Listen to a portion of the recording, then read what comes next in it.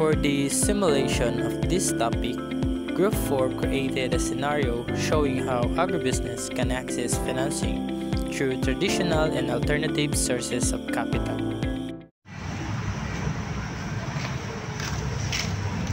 Love. Uy, love. May sasabihin sana ako. Ano yun, love? Mrs. Mokoy approached her husband and opened up about the expanding of their poultry farm due to the increasing demand for their layered chickens. To proceed with the expansion, they need additional capital, and one of their options is to apply for a loan at a bank. Gusto kong mag-expand pa sa ating poultry farming pero kailangan natin ng malaking kapital. Paano yun, love? Try natin mag-loan sa bangko. Sige, love. I-try natin. Diba?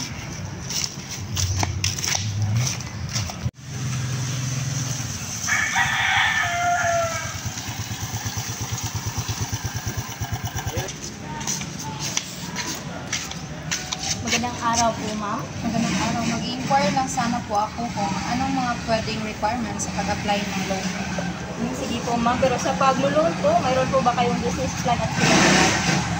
Meron kaming business plan pero wala kaming maka-collateral kasi yung lupa na pinagtayuan ng poultry farm namin ay hindi sa amin. Ay, naku po, ma'am. Pasensya na po. Pero mahirap pong mag-loan ng walang collateral. Sige, salamat. Uy, Bes! Saan ka pupunta? Magde-deposit sana ako. Kayo, anong ginagawa niyo dito? Nag-inquire lang kami sa loob kung anong mga requirements sa pag-loan ng pera kasi pang dagdag sana sa capital sa aming poultry farm. Mrs. Mokoy found out that there are legal documents required by the bank, such as collateral, in order for them to apply for a loan. Then her friend suggested that she consider looking into cooperatives since they offer lowest interest rates than banks. Naku, malaki talaga yung interest nila dito. Try nyo sa mga cooperative para mas maliit lang yung interest nila. Sige, guys. Susubukan namin. Salamat. Sige, una na ako.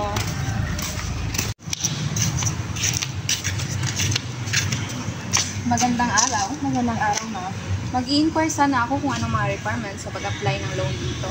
Para po makapag-loan kayo, kailangan niyo po muna magpa-member sa ating kooperatiba. Kailangan niyo din po ng collateral kagaya ng titulo ng lupa at original OR at CR ng inyong sasakyan. Sa titulo, ma'am, wala po kami nun kasi yung pinagtayuan ng farm namin ay hindi sa amin. Pero sa ORCR, pwede naman yung sa sasakyan namin pero kailangan muna namin i-discuss sa aming bahay at para mapag-usapan po namin. Pero po, kapag nakapag-loan kayo dito, mas maliit po ang interest which is 1.5% lang po compared sa iba. Sige po, ma'am. Pag-usapan muna namin ang aking asawa. Salamat. Magandang umaga, ma'am, sir. Magandang umaga, ma'am, sir. So kami po ang taga-agri-grower and may offer po kami sa inyo. When they got home and were discussing whether to take a loan using their vehicle as collateral, the agri-growers company arrived and offered them an opportunity. Go. Kami po pala ay pinadala ng company which is the agri-grower. At isa sa pangunahin din po namin produkto ay ang pag-raise ng poultry po. At napag-alaman po ng aming kumpanya na kayo po ay naka-establish na ng inyong poultry farming. At nais ng aming kumpanya na magbigay ng oportunidad which is pa-fund po sila sa inyo para mas mapalago ang inyong poultry farming. At ang kapalit po nun, pagdating ng panahon ay direkta po kayo magsusupply sa aming kumpanya. At kami na rin po ang bahala na magpa-market sa mga malaki. So, ang agri-grower po ay isang ang offer po ng partnership kung saan malaki po itong oportunidad para maging malaki ang inyong poultry farm and also para maging maganda ang inyong market. At ang kagandahan din po dito sa offer natin which is ang partnership ay makapagbibigay din po kami ng trainings at mga seminars para mas maging epektibo ang inyong farming.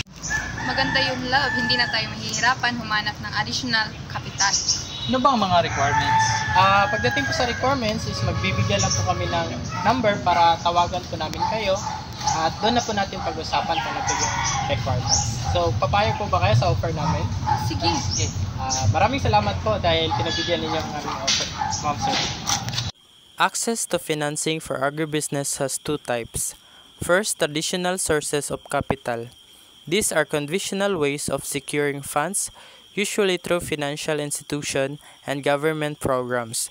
They include bank loans, government grants, and subsidies and cooperative financing. Second, alternative sources of capital. New financing models have emerged to support agribusiness that may struggle with traditional financing. These include crowdfunding, venture capitalism, agribusiness incubators, microfinance, and contract farming or outgrower schemes. The Mukoy family chose contract farming, where large agribusiness finance small farmers in exchange for future produce supply. This decision benefited them as they were able to secure capital and additional inputs for their farm without risking their vehicle as collateral.